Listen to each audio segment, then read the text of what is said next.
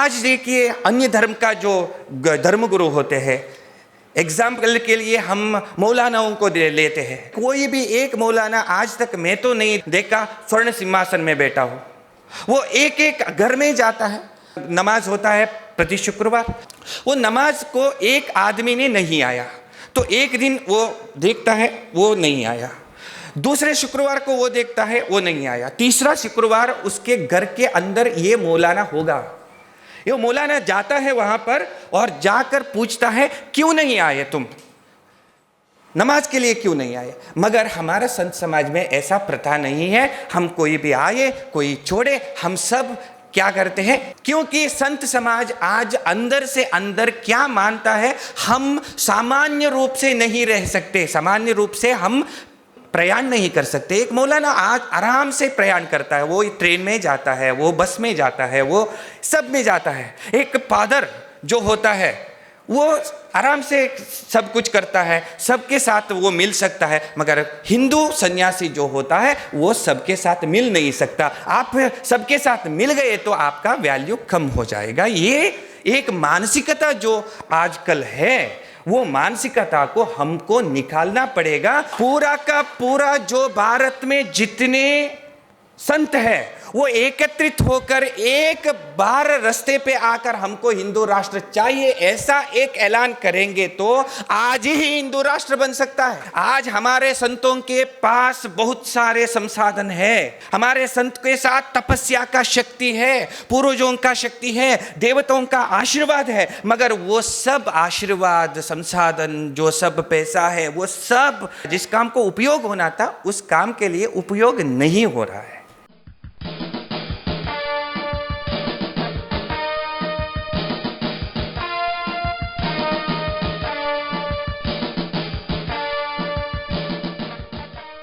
पुर्तगाली दमन चक्र से मुक्त हुए अब 60 साल बीत चुके हैं, लेकिन अब बिल्कुल नए आह्वान हमारे सामने खड़े हो गए हैं। वो आह्वान इस प्रकार के हैं: डीनेशनलाइजेशन, राष्ट्रीयकरण। गोवा के लोगों के एक विशिष्ट सेक्शन में धोखादायक राष्ट्रीयता स्पष्ट रूप से प्रदर्शित हो रही है। अपना खान पान, रहन सहन, पूरी जीवन पद्धति, आचार विचार उन्होंने इतने आश्चर्यकारक रीति से बदल डाला है कि वे भूल गए हैं कि वे भारतीय हैं। गोवा के हिंदू समाज के सामने दूसरा एक आह्वान है: विकृत राजकीय पक्ष शरणता। अपनी पार्टी की अल्पसंख्यक अनुनय की नीति का समर्थन करने में ही धन्यता मानने वाला वोटर क्लास हिंदू समाज में यहां निर्माण हुआ है। तीसरा बड़ा आह्वान है यहां बढ़ती हुई और गोवा के हर गांव तक फैलती हुई मुस्लिम जनसंख्या। गोवा में मुस्लिम कंसंट्रेशन के 21 पाकिस्तान बन चुके हैं। टोटल जनसंख्या 15 लाख है और इसमें 60 से लेकर 85,000 रोहिंग्या और बांग्लादेशी आ चुके हैं। इस विस्फोटक पार्श्वभूमि पर हर सिरे से हिंदू समाज का संगठन एक प्रधान आवश्यकता बन जाती है। आप सबके सहयोग और आशीर्वाद से हम लोगों को यह कार्य करने की प्रेरणा और शक्ति मिले, ये प्रार्थना करता हूं। आप सबको प्रणाम।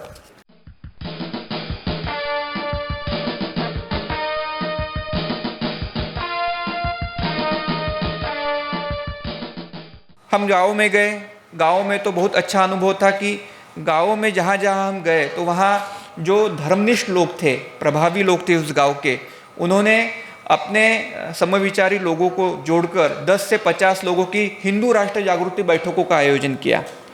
और हमारा अनुभव ये रहा कि इन छोटी छोटी बैठकों से भी एक दो धर्म प्रेमी हिंदू राष्ट्र की स्थापना के कार्य में वहाँ जुड़ गए। हमारा ये अनुभव है कि ऐसी छोटी छोटी बैठकें भी बहुत क्रांतिकारी सिद्ध होती है। जब आप सभी का सहयोग वहाँ मिलेगा, अपने अपने राज्यों में मिलेगा, तो हम हर गांव में वहाँ पहुँच पाएंगे और ऐसे ऐसे जहाँ जहाँ छोटे छोटे गाँव में भी हिंदू राष्ट्रवीर जो है उनको हम कार्यान्वित कर पाएंगे।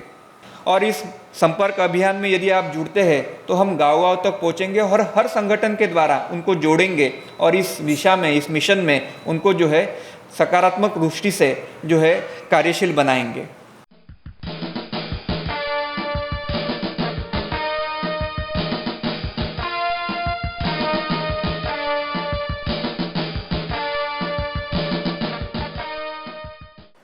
आज मैं आपके समक्ष सनातन संस्था के संस्थापक परात्पर गुरु डॉक्टर जयंत आठवले जी, इनका हिंदू राष्ट्र दर्शन यह विषय प्रस्तुत करने वाला हूँ। धर्म, संस्कृति, भाषा, भूमि और समाज, ये जो है वे किसी भी राष्ट्र के पंचप्राण होते हैं। वर्तमान में अलग अलग राष्ट्रों में अलग अलग प्रकार के राष्ट्रवाद चल रहे हैं। जैसे यूरोप में भाषिक राष्ट्रवाद चल रहा है, अफ्रीका में और ऑस्ट्रेलिया में भौगोलिक राष्ट्रवाद चल रहा है, पूर्वी एशियाई देशों में सांस्कृतिक राष्ट्रवाद है, तो अमेरिका में नागरिक को केंद्र बिंदु मानने वाला एक नागरिक राष्ट्रवाद है। वास्तव में किसी भी प्रकार का राष्ट्रवाद हो, चाहे वो भौगोलिक हो या सांस्कृतिक हो या किसी भी प्रकार का हो, धर्म के बिना वो राष्ट्रवाद अपूर्ण रहता है। और इस पृष्ठभूमि पर परात्पर गुरु डॉक्टर आठवले जी ने ईश्वरीय राज्य की स्थापना इस मराठी ग्रंथ में स्पष्ट किया है कि धर्म ही राष्ट्र का प्राण है। और इस विषय में हिंदू राष्ट्र आक्षेप एवं खंडन, इस ग्रंथ में उन्होंने और भी स्पष्ट किया है कि देश, ये जो शब्द है, ये दिशाओं से जुड़ा हुआ है। यानी 4 सीमाओं तक जो भूभाग, एक सीमित भूभाग रहता है, इसको देश शब्द का प्रयोग किया जाता है। परंतु राष्ट्र, ये जो शब्द है, वो धर्म, संस्कृति, परंपरा, इतिहास, धर्म ग्रंथ, पूर्वज, उत्सव, इन सभी को अभिव्यक्त करने वाली एक जीवित कल्पना है। और ईश्वरीय राज्य की स्थापना इस ग्रंथ में उन्होंने लिखा है कि राष्ट्र त्रिकाल बाधित सत्य रचना है और धर्म ही इस राष्ट्र का प्राण है।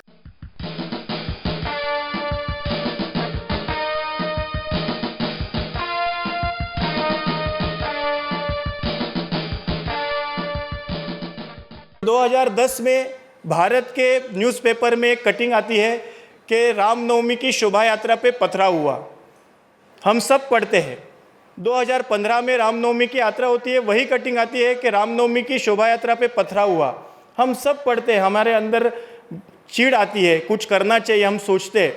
2022 में कोरोना के बाद फिर रामनवमी की यात्रा निकली, वही न्यूज़ आती है, संख्या बढ़ती है, 50 जगह पर पथराव हुआ। मैं आपसे पूछना चाहता हूँ, क्या 2025 में हम ऐसी ही वार्ता पढ़ना चाहते हैं कि रामनवमी की यात्रा पे पथराव हुआ? क्या हम ऐसी वार्ता पढ़ना चाहेंगे कि पथराव करने आए धर्मांधों को संगठित हिंदुओं ने धूल चटाई? ऐसी वार्ता हम पढ़ना चाहेंगे ना? इसलिए हमें नीति निर्धारण करना होगा। अगर ऐसी 2-3 जगह पे ऐसे हुआ तो मैं पूरी विश्वास के साथ कहता हूँ कि धर्मांध पत्थर मारना तो दूर, भगवा वस्त्र पहनकर यात्रा में जय श्री राम के नारे दिखेंगे। ये हिंदुओं की संगठित ताकत है। लेकिन इसके लिए ग्राम रक्षा दल की आवश्यकता है, क्योंकि कश्मीर में जो हिंदुओं का आंदोलन चल रहा था, तो केंद्र शासन ने, गृह मंत्रालय ने उनको बताया कि आप सबकी रक्षा करना ये हमारे बस की बात नहीं, हम प्रयास तो करेंगे, लेकिन इसके लिए आपको स्वयं को भी तैयार होना होगा। आपको ग्राम रक्षा संगठन स्थापन करना होगा, तो अपनी रक्षा के लिए आप खुद आगे आइए। ऐसे आह्वान भारत के होम मिनिस्ट्री ने भी वहाँ के कश्मीर के हिंदुओं को किया है। तो ये केवल कश्मीर के हिंदुओं के लिए ही आवश्यक है ऐसे नहीं, तो समूचे भारत में जहाँ जहाँ पर बहुत सारी जगह पे मिनी पाकिस्तान आज तैयार हुए हैं, वहाँ के हिंदुओं को भी इस प्रकार से स्वयं की रक्षा स्वयं करने के लिए, इतना ही नहीं, मेरे परिवार, मेरे गांव, और इतना ही नहीं तो आजू बाजू के गांवों की रक्षा करने के लिए भी युवाओं का एक ग्राम रक्षक दल स्थापन करने की आज आवश्यकता हमारे सामने आ पड़ी है।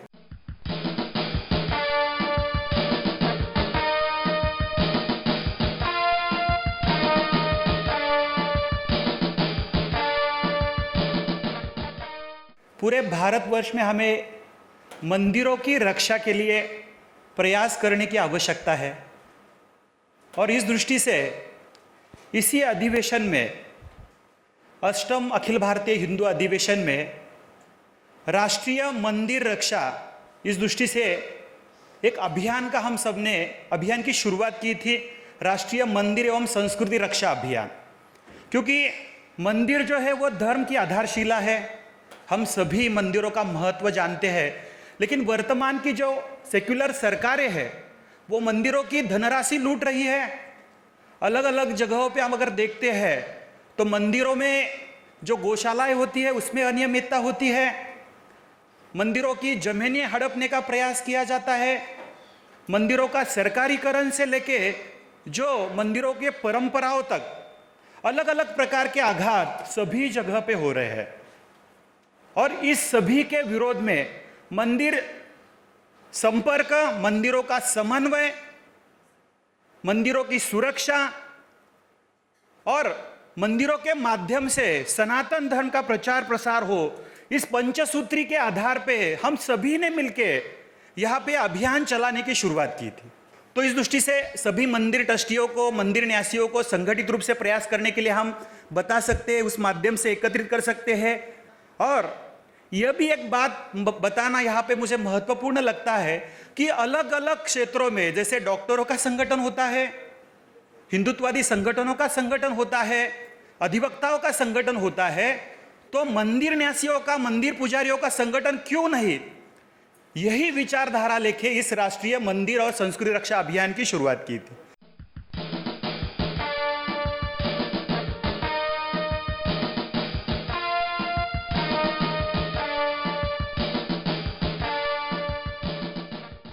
ये घटना धुले जिले की है। एक युवती उसकी माँ के साथ ऐसे बाजार से जा रही थी, तो वहाँ पे जो दो युवक थे उन्होंने उनसे छेड़छाड़ करने का प्रयास किया था। ऐसे एक दिन हुआ, फिर दूसरे दिन भी वही हुआ, वही दो युवक आए, फिर से उन्होंने छेड़छाड़ करने का प्रयास किया।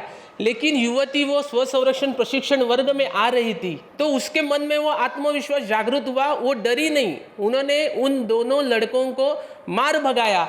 तो ये प्रतिकारक्षम अगर हम बनते हैं तो किस प्रकार से हम प्रतिकार कर सकते हैं या सामने वाले को उत्तर दे सकते हैं, ये प्रशिक्षण वर्ग से हमें ध्यान में आता है। आज साप्ताहिक स्तर पर महाराष्ट्र, कर्नाटक और गोवा में 95 प्रशिक्षण वर्ग शुरू है। इसके माध्यम से 400 से अधिक युवक इस प्रशिक्षण वर्ग का लाभ उठा रहे हैं। उसी प्रकार से जो युवक आगे जाके खुद सीख के अन्यों को सिखाने के लिए प्रयास कर सकते हैं, ऐसे युवकों के लिए हमने ऑनलाइन प्रशिक्षक वर्गों के लिए भी योजना की थी। इस प्रशिक्षण वर्ग के माध्यम से अभी हमारे पास ईश्वर की कृपा से 100 से अधिक प्रशिक्षक जो समाज में जाके प्रशिक्षण दे सकते हैं, ऐसे युवक युवती उपलब्ध है। तो आपके ज़िले में, आपके राज्य में अगर आप ये प्रशिक्षण वर्ग शुरू करते हैं तो हम आपको पूरी तरह से ये प्रशिक्षण देने में सहायता कर सकते हैं। उसी प्रकार से हम जानते हैं कि युवा जो आगे जाके धर्म कार्य में सक्रिय होना चाहते हैं, तो हम इस प्रशिक्षण वर्ग के माध्यम से या अलग अलग हम शिविर भी लेते हैं। तो उसके माध्यम से ना कि उन्हें सिर्फ शारीरिक स्तर पर हमें उन्हें सक्षम बनाना है, तो उनकी शारीरिक के साथ साथ मानसिक और आध्यात्मिक स्तर पे भी उन्हें हमें सक्षम बनाने, उन्हें कार्य की दृष्टि से हमें दिशा देनी है। समाज में जाके किस तरह से हमें वार्तालाप करना है, किस प्रकार से हिंदू धर्म का, हिंदू राष्ट्र का कार्य किस प्रकार से बताना है, इसका भी प्रशिक्षण दिया जाता है।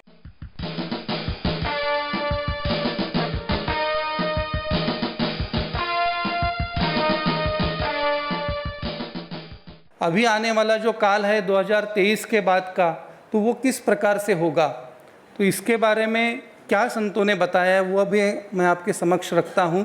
परात्पर गुरु डॉक्टर जयंत आठवले जी ने जो आने वाले काल के बारे में बताया है कि तीसरा विश्व युद्ध महाभयानक होगा, इसमें भारत उलझेगा, परमाणु बमों से होने वाला संहार भीषण होगा, गांव के गांव उजड़ जाएंगे।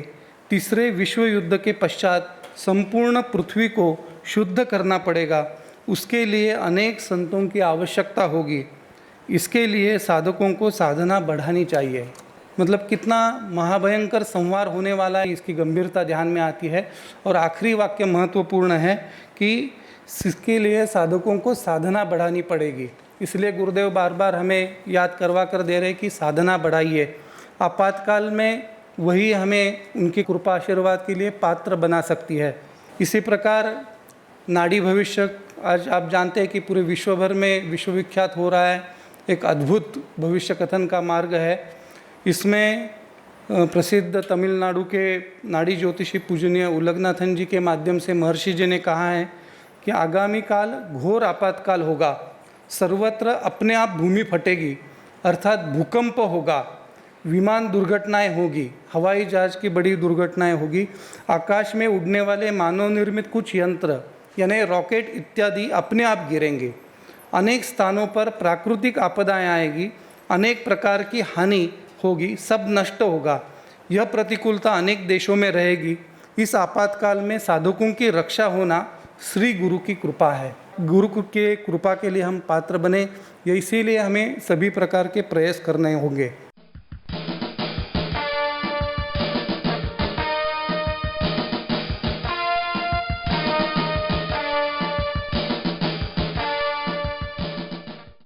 Now, one of the main goals of spiritual research is the study of these spiritual vibrations and how they affect our lives. And when we look at the world this way, it would actually mean re-looking at every single thing that we have done, because modern science has trained us otherwise. But when we look at things from a spiritual vibrational perspective, we re-look it through another lens. Now, as you're all aware, the Taj is synonymous with tourism in India. And in fact, it is one of the most famous of the UN World Heritage Sites in India. And there are actually over 1,100 World Heritage Sites all over the world.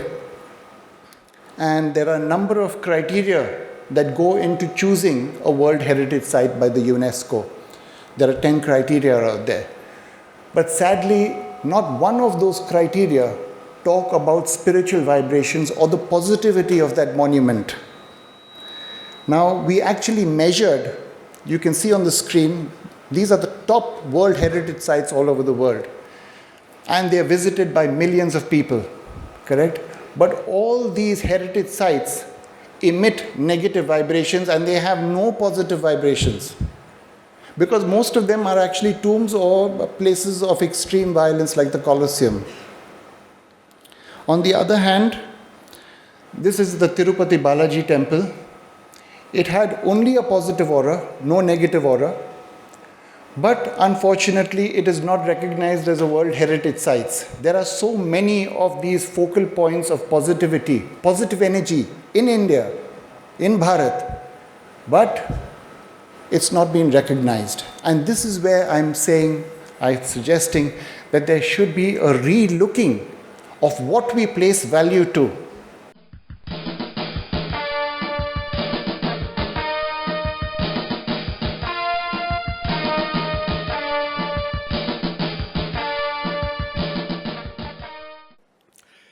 गुरुकुली शिक्षा वह शिक्षा है जो गुरु के कुल में, आश्रम में जा कर के संयम पूर्वक, नियम पूर्वक आचरण करते हुए वेद, वेदांग, उपवेद, दर्शन, षड दर्शन, उपनिषद, 108 उपनिषद, नीतिशास्त्र, सूत्र, भाष्य, इन सब का अध्ययन करना होता है। साथ ही संस्कार और कर्मकांड के बारे में ज्ञान प्राप्त करना होता है। अन्य शिक्षाएं जैसे गणित है, अंग्रेजी है, संस्कृत भाषा है, सामाजिक विज्ञान है, ऐसे अन्य विषयों की पढ़ाई भी होती है। समय समय पर बड़े यज्ञ अनुष्ठानों में जाकर के वहाँ की रीति नीति देखना पड़ती है, देखते हैं। इसके अलावा वो गौ सेवा, गायों को पानी पिलाना, पौधों पे पानी देना, अर्थात आलस का कहीं भी काम नहीं रहता है और कोई प्रकार की जो डिगने वाली बातें हैं वो उसका कोई भी वातावरण वहाँ पर उपस्थित नहीं होता। तो इस तरह ब्रह्मचर्य पूर्वक रहते हुए और गुरुजनों के सम्मान करते हुए विनम्रता पूर्वक विद्या अध्ययन किया जाता है। किसी भी गुरुकुल में कभी भी अनुशासनहीनता या हल्ला गुल्ला या ये आंदोलन वगैरह नहीं हुए होंगे कहीं, किसी भी गुरुकुल में। अभी उज्जैन में 16 गुरुकुल है और देश भर में कितने ही गुरुकुल है, परंतु कभी नहीं वो विनम्रतापूर्वक नैतिक चरित्रवान शिक्षा देते। तो ये सब नियम, नीति, पाठ्यक्रम ये सब गुरुकुल के होते हैं और उन चीज़ों में जो जो चीज़ें हैं वे सब मानव जीवन के लिए आवश्यक है। इसी कारण हमारी संस्कृति विश्व में सबसे बड़ी है।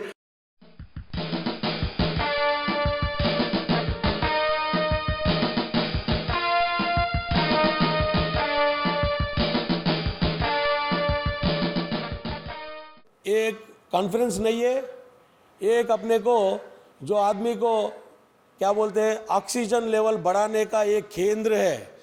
जो हिंदुत्ववादी के लोग लड़ रहे हैं उनका कभी भी मनोबल कम होता ना, इधर आए तो ना वो मनोबल बढ़ता है और लड़ने के लिए, और वो 1 साल का शक्ति यहाँ पे मिलता है। इसको सही तरह से अपन यूज़ करेंगे, भगवान अपने साथ में है। और एक बात मैं आपको बोलना चाह रहा हूँ, हर एक आदमी हिंदुत्ववादी लोग हैं, आने के दिन में हर एक को शक्ति है, चाहे वो पॉलिटिक्स होने दो या समझता होने दो। हम धर्म की रक्षा करने के लिए है, धर्म को सेवा करने के लिए है, अपना सनातन धर्म आने वाले पुष्टि लोगों को संतृप्त रहने के ऐसा अपन देंगे। ये ये सेकुलरिस्टवाद लोग जो माइनॉरिटी लोगों को सपोर्ट करते हुए और अपने को जो आज फेस्टिवल्स बनाना बोले तो भी परमिशन लेना, नहीं तो कुछ तो भी प्रॉब्लम है। पर रिसेंटली हमारा भाग्यनगर में लव जिहाद केसेस बहुत होता है, मगर वो गवर्नमेंट उनको सपोर्ट करता है। रिसेंटली एक मुसलमान बच्ची को हिंदू बच्चा शादी कर लिया, मीडिया रहने के टाइम पे वो बच्चे का सर फोड़ के उसको ख़त्म कर दिए। आज तक क्या एक्शन है नहीं मालूम है। तो ऐसा परिस्थिति नया ना बोले तो हिंदू संगठित रहना है, हर चीज़ के लिए लड़ना है, डरने का कुछ ज़रूरत नहीं है। अपन आगे बढ़ेंगे, अपने साथ भगवान का आशीर्वाद है, गुरुजियों का आशीर्वाद है, साधु संतों का आशीर्वाद है। तो यही मैं बोलना चाहता हूँ, मेरा वाणी विराम दे रहा हूँ। जय श्री राम।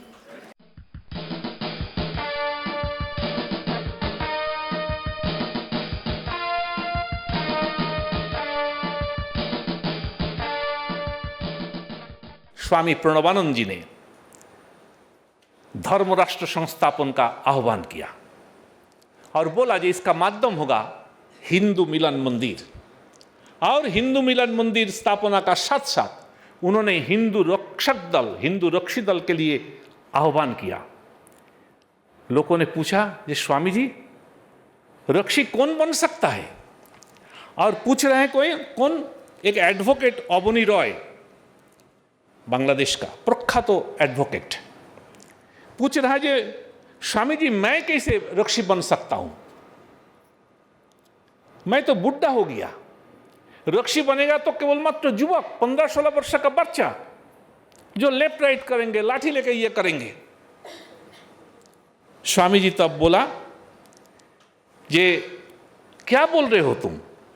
देश के श्रेष्ठ ज्ञानी, गुणी, प्रतिभाशाली जो है, श्रेष्ठ एडवोकेट जो है, श्रेष्ठ डॉक्टर जो है, श्रेष्ठ कर्मचारी जो है, श्रेष्ठ व्यवसायी जो है, यदि वो देश के रक्षा के लिए आगे नहीं आते तो रक्षी कौन बनेगा? जो कुछ नहीं समझते वो बालक युवक, वो तो है ही, वो तो हमारा आदेश पालन करेंगे, परंतु ये सभी को समाज में लाना पड़ेगा।